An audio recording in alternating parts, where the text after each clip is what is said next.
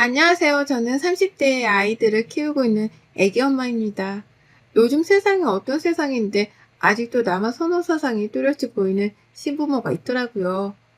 혹시 여러분들도 저와 같은 고민을 해보신 적이 있으신가요? 저는 살면서 한 번도 느껴보지 못했던 무참한 심정과 감정들을 결혼 생활 내내 겪어야만 했습니다. 저희 친정아빠는 제가 2돌 정도 되었을 때 사업에 실패하셔서 집안에 풍비박산 낸 적이 있으셨다고 해요. 전 어려서 당연히 기억이 없고 이때 어쩔 수 없이 저희 가족은 궁지까지 몰려 내몰리다가 단칸방 생활을 했다고 합니다. 그럼에도 불구하고 어떻게든 가족들을 먹여 살려야 한다는 의지 하나로 아빠께서는 과감하게 또 사업에 뛰어들으셨고 말리던 엄마도 포기를 하셨다고 들었죠. 정말 다행인 건 그 사업이 성공했고 다시 자리를 잡으며 점차 사업을 늘려갔다고 합니다. 그 덕분에 제가 기억이 나는 순간부터는 부유하게 살았어요. 부모님 2분이 가난의 고통을 겪어보셔서 그런지 자식인 저랑 오빠에게는 절대 가난을 되물림하고 싶지 않으셔 최선을 다하셨다고 합니다. 그 마음이 느껴지는 게 엄마는 주부로서의 역할에 최선을 다해주셨고 아빠께서는 늘 바쁘게 일하시면서도 저희 남매를 사랑하셨어요. 바빠서 자주 함께하지 못하는 아빠여도 사랑은 부족함 없이 주셔서 늘 감사했죠. 그런 집안에 살면서 큰 고민도 없었고 시련을 겪어본 적도 없었습니다. 주신 만큼 보답하고자 저도 최선을 다해 살았거든요. 이런 가정을 이루는 게 또 다른 제 꿈이라서 전 결혼도 서둘러 하고 싶었습니다.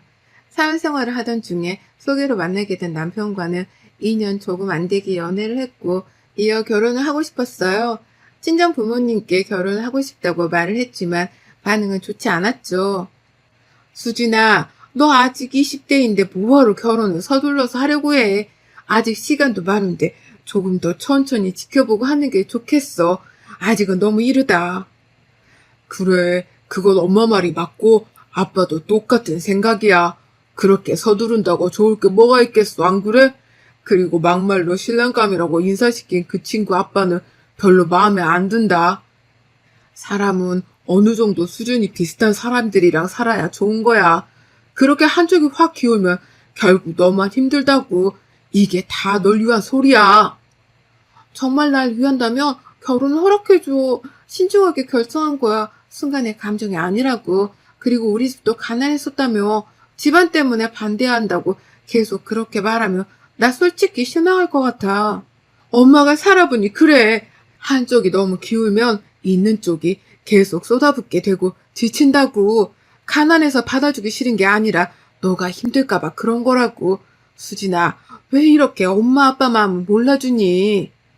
아니, 힘들어도 내가 힘든 거고 난 이 결혼 할 거야. 부모님과 큰 소리 내며 다툰 게 이때가 처음이었습니다. 저 또한 부모님 뜻을 거스른 적도 없었고 부모님 역시 제 의견을 존중해주지 않은 적이 없었기에 싸울 일이 솔직히 없었거든요. 부모님이 반대하는 결혼을 하면 결말이 좋지 않다는 말도 들었지만 그건 언제까지나 몇몇 사람들에게 한정된 얘기라고 생각했습니다. 저는 신경 쓰지 않고 결혼을 강행했고 반대하던 부모님도 결국 받아주셨죠. 남편이 가운데서 꽤 노력을 많이 했어요. 본인이 부족한 거 다 알고 있다며 최선을 다하겠다는 둥 많은 말과 행동도 보여주며 최선을 다했습니다. 그렇게 반대를 이겨내고 어렵게 한 결혼은 너무 좋았어요. 부모님이 서운해하실 정도로 행복했습니다. 결혼하는데 비용은 전적으로 저희 쪽이 부담을 많이 하긴 했지만 그런 건 상관없었고 제가 이 사람과 행복하면 된다고 생각했어요.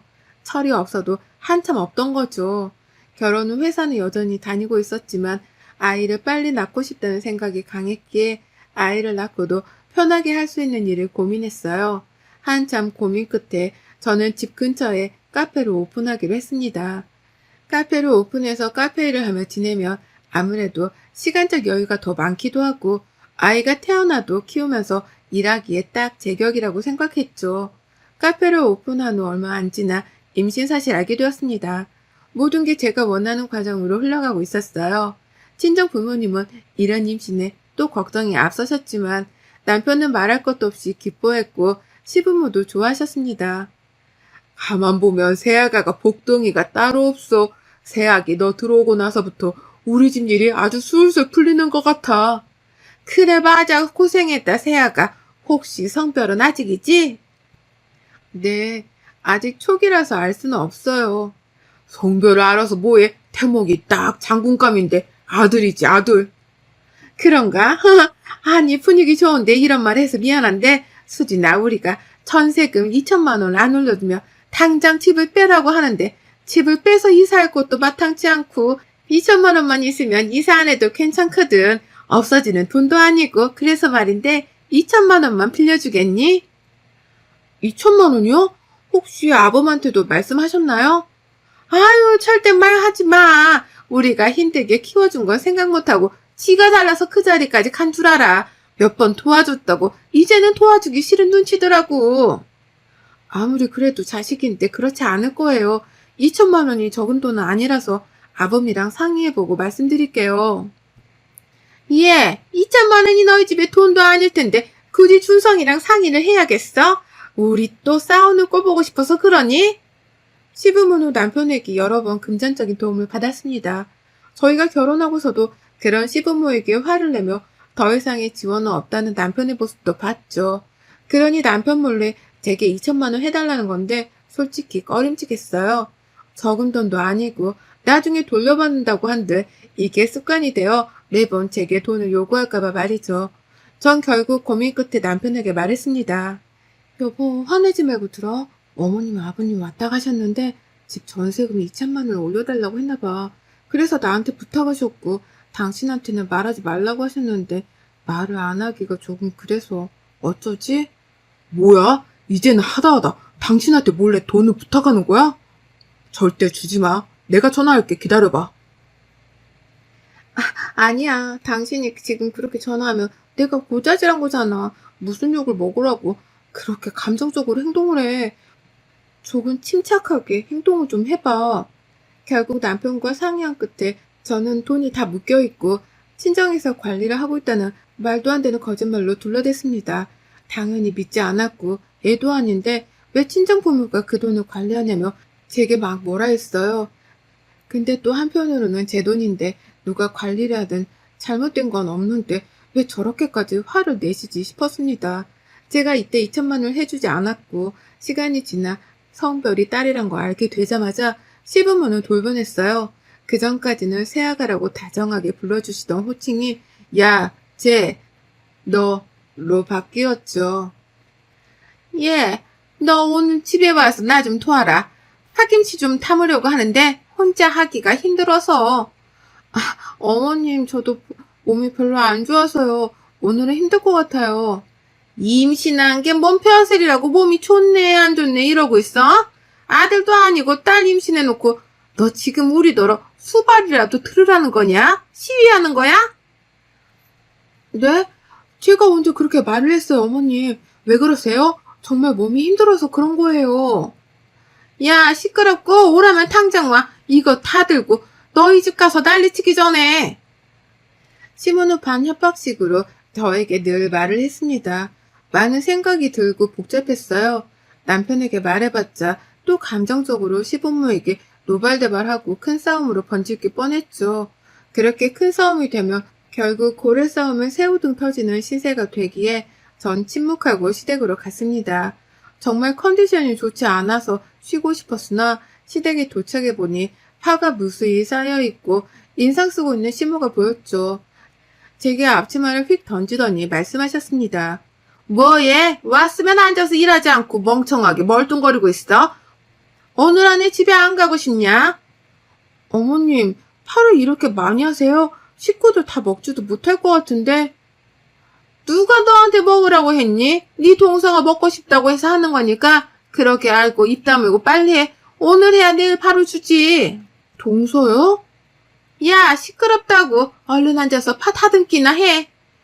영문을 모르겠었죠. 갑자기 웬 동서지 싶었는데 얘기를 들어보니 제게 동서가 생겼더라고요. 그쪽에서 혼자 임신을 하는 바람에 급하게 정신없이 살림부터 합쳤고 식은 나중에 올리기로 했답니다. 그런데 동서의 뱃속에 있는 아이의 성별은 시부모가 그토록 원하던 남아였죠. 그때부터는 동서가 말하는 건 다 들어주셨고 저는 찬밥이 되었습니다. 잘 사는 집 딸이라면서 그렇게 예뻐할 때는 언제고 돈도 안 주고 딸 임신했다고 사별을 하는데 서러웠어요. 이런 푸대접을 받으며 살 줄은 상상도 못했고 늘 사랑을 받던 저라서 그런지 더 외롭고 힘들었습니다. 동서가 뭐만 먹고 싶다고 하면 손수 만들어 보냈고 그럴 때마다 저를 불러다가 잡일을 시켰어요. 저도 산모이고 막달이 다 되어가서 몸도 무겁고 힘든데 말입니다. 출산 예정에 2주 정도 앞둔 상태였던 어느 날은 오전 6시부터 시모에게 전화가 왔습니다. 네, 어머님, 여보세요? 예, 너는 지금 해가 중천에 떴는데 아직도 게으르게 자고 있니? 그러면 뒤룩뒤룩 살밖에 더 찌겠어? 얼른 집으로 좀 와라. 네? 지금요? 무슨 일이신데요? 어머님, 지금 오전 6시예요. 내가 시계도 못 보겠니? 참만 말고 빨리 와. 안 그럼 내가 갈게. 또 저렇게 말하고 뚝 전화를 끊어버렸고 옆에서 통화 내용을 듣고 있던 남편은 제 눈치를 봤죠. 전 너무 화가 나서 짜증을 냈습니다. 지금 이게 뭐 하자는 거냐고. 오전 6시에 사람이 오라 말아야. 대체 어머니 왜 이러셔? 내가 아들 못 가져서 이러는 것도 한두 번이지. 요즘 세상에 딸 아들 차별하는 사람이 어딨어. 진짜 못 참겠다 더 이상. 여보, 내가 미안해. 화 풀어라, 응? 미안하면 다야? 달라지는 게 없잖아. 임신한 내내 구박받고 욕먹고 이유 없이 불려다니면서 동서 뒤치다거리나 하고 있는데 내가 왜 이렇게 살아야 하냐고. 그렇게 미안하면 뭔가 해결을 해봐. 말로만 하지 말고. 결국 남편은 이날 확 돌아버린 제 모습을 보고 이대로는 안 되겠다 생각을 했는지 연차를 쓰고 함께 시댁으로 갔습니다. 남편이 함께 온 줄은 모른 시모는 평소처럼 제게 막 뭐라고 했죠. 야, 너 내가 오라고 한 지가 언제인데 이제서야 왔어? 어? 그렇게 곰뱅이 같아서 얘는 키우겠냐? 아무튼 시간 없으니까 얼른 와서 음식이나 해. 이건 또 뭐예요, 어머님? 아니, 저게 하라면 하지. 꼭 저렇게 토를 달아 사람 열받게. 네 동서 오늘 생일이잖아. 그래서 음식 준비한다. 됐냐? 어머님, 제 생일 때 이렇게 해주지도 않으셨으면 곧 출산 앞둔 며느리를 꼭두 새벽부터 불러다가 동서 생일상을 차리게 하는 거 너무한 거 아니에요? 저 못하니까 어머님이 알아서 하세요. 저게 근데 야! 엄마, 늘 이런 식이었구나. 어? 제발 그만 좀 해. 너무 속보인다, 속보여. 왜, 그쪽에서 돈 좀 받았어? 그래서 돈 나올 구멍이 거기밖에 없으니까 알아서 잘해주는 거야? 적당히 좀 해. 이 사람한테 함부로 하지 말라고. 뭐야? 춘성이 네가 왜 왔어? 내가 왜 온 게 중요해? 한두 번도 아니고 이 사람 오라가라 하지 마. 괴롭히지 말라고. 그렇게 남편은 시모에게 소리를 지른 후 저를 데리고 나갔습니다. 나와서 얼마나 서러운지 눈물을 한 바가지 흘렸죠. 그 서러움을 다 견뎌내며 딸아이를 무사히 출산했어요. 아이가 태어나고 나니 시모에 대한 생각을 할 수도 없을 만큼 정신없는 하루하루를 보냈습니다. 정신이 없다 못해 막 하루가 어떻게 지나가는 줄 모르겠었죠. 그런 와중에 시모에게 전화가 왔습니다. 얘는 안 돼. 지금 집 앞으로 갈 테니까 애 데리고 좀 나와라. 로아를 데리고요? 왜요? 그냥 좀 나오라면 나와. 갈 곳 있으니까. 갑자기 딸아이를 데리고 나오라는 시모의 말에 뭔가 이상했지만 나갔어요. 생전 딸아이에게 곁을 주지도 않던 시모라 별로 원치 않았지만 말이죠. 그런데 시모는 저랑 딸아이를 태우고 동서네 집으로 갔습니다. 어머님, 여기 동서네 아니에요? 여길 왜 온 거예요? 들어가 보면 알아. 얼른 들어가. 그렇게 거의 반 강제로 동서네 집에 도착을 했습니다. 동서네 집은 무슨 전쟁이라도 난 듯 난리도 아니었죠. 설거지는 잔뜩 쌓여서 냄새에 날파리가 꼬이고 있었고 온 집안은 난리 법석이었습니다. 한 걸음씩 걸을 때마다 발에 옷가지가 걸렸고 동서는 굳은 표정으로 저희에게 인사를 했고 막 태어난 동서 아들은 울고 있었죠. 대체 이게 무슨 일이에요, 어머님? 네 형님 왔으니까 넌 들어가서 한숨 푹 자. 얘는 내가 볼 거고 네 형님이 청소 싹 해줄 거야. 알겠지? 얘가 얼마나 힘들었으면 세상에 울면서 전화를 다 해. 내가 속상해서 정말 한 걸음에 달려왔어. 네? 어머님, 제가 왜 청소를 해요? 이러려고 얘까지 데리고 나오라고 하신 거예요? 진짜 너무하시네. 죄송해요, 형님. 제가 너무 힘들었어요. 아들 키우는 게 보통 일이 아니네요. 형님은 딸이라 수월하시죠? 부럽네요. 얘가 말도 못하고 태어난 지 얼마 되지도 않았는데 힘든 건 똑같지. 거기에 성별이 왜 붙어? 그리고 나도 똑같이 애 키우면서 집안일하고 힘든 건 매한가지인데 내가 왜 동서집을 치워줘? 그런 일로 힘들다고 울면서 전화까지 할 일이야? 얘, 너 지금 왜 애를 자꾸 그래? 어? 형님이면 형님답게 행동해야지. 집에 빨리 가고 싶으면 네가 빨리 치우면 될 일이지. 시모는 저더러 그 난장판이 된 집을 치우라고 했지만 전 그러고 싶지 않았어요. 제 딸아이를 다시 안아들고는 말했죠. 치우고 싶으면 동서 네가 직접 치우고 살아. 그게 싫으면 어지르지 말던가. 정 치우고 싶으면 어머님이 대신 치워주시던가요. 전 그렇게 하고 싶지 않네요. 앞으로 이런 일로 또 저 부르시면 그땐 저 가만 못 있어요. 야, 너 어디가? 뒤통수에 욕까지 하는 시모를 무시한 채 아이를 데리고 택시를 탔어요. 집에 와서 생각을 하면 할수록 너무 열받는 겁니다. 남편은 이 사실을 알고 시모에게 아주 난리를 쳤고 본인 동생에게 전화해서도 난리를 쳤어요. 마누라 관리 똑바로 하라면서 어디 형님한테 싸가지 없이 그렇게 말하냐고 막 난리를 쳤죠. 그 후 잠잠해진 덕분에 마음 편히 지내고 있었습니다. 그러던 어느 날 시모에게 전화 한 통을 받았죠. 아유, 얘 수진아, 이거 어쩌냐? 큰일이다. 저것들이 싸운 건지 뭔지 이혼한단다. 그래 놓고 여기까지 두고 저것이 사라졌어. 네? 얘를 아무리 달래봐도 울고 자지러지고 난리도 아니야. 이를 어쩌니? 백년야로 할 것처럼 굴더니 결국 둘이 이혼했어요. 동서는 이렇게 살려고 결혼한 게 아니라면서 이혼을 요구했고 본인이 배 아파 낳은 자식까지 두고 떠났습니다. 결국 시부모 집에 덩그러니 남게 된 귀한 손자는 이러지도 저러지도 못한 채 시부모 발만 동동 구르게 했죠. 애를 키운 지가 오래돼서 그런지 시물손이 거칠어서인지 아이가 영 쉽게 달래지지 않았고 통화 너머 자지러지는 소리에 어쩔 수 없이 갔습니다. 가서 아이를 안고 달래니 눈물이 뚝 그쳤고 잠들었죠. 어머님 어쩌시려고요? 서방님은 뭐 어쩌시겠대요? 일하면서 얘를 어떻게 키워요? 오늘이야 제가 왔다고 하지만 매번 이렇게 올 수도 없어요, 저도. 그렇겠지. 그런데 당분간이라도 좀 부탁 좀 하자. 너 오니까 얘가 눈물 쏙 그치는 거 너도 봤잖니. 아니요, 싫어요. 저도 제 새끼 키우느라 바쁘고 카페 관리하느라 정신 없어요. 제가 뭐 집에서 노는 줄 아세요? 어머님이 적응을 하셔야죠. 그리고 서방님이 알아서 할 문제인데 왜 저한테 그러세요? 전 시모에게 딱 잘라서 봐주지 않을 거라고 했죠. 그런데 여기서 남편이 나서더라고요. 여보, 우리도 애가 있잖아. 얘를 생각해서라도 봐주자, 응? 엄마가 얘를 못 보는데 어떡해. 당장 방법이 없잖아. 우리가 봐주는 게 아니라 나 혼자 보는 거잖아. 지금 노아 혼자 보는 것도 버겁고 힘겨워. 당신까지 이럴래? 전 그렇게 봐주고 싶으면 당신이 회사 그만두고 봐주던가. 나한테 이런 말 하지 마. 우리 딸 하나, 아들 하나 낳고 싶어 했잖아. 그냥 호적에 올리고 같이 키우자. 어때? 뭐라고? 당신 진짜 돌았니? 미쳤구나. 그냥. 갑자기 서방님 아이를 저희 호적에 올려서 키우자는 남편의 말을 듣고 헛웃음만 나왔습니다. 그리고 어이가 없으니 욕도 안 나왔죠. 그 이후 시부모까지 집에 찾아와서 호적에 애를 올려서 키우라고 강요를 했고 전 드디어 폭발하고야 말았습니다. 그간 반대하는 결혼을 해서 꼭 잘 사는 모습을 보이고 싶다는 마음에 부모님께 이런 상황을 말씀드리지 않았어요.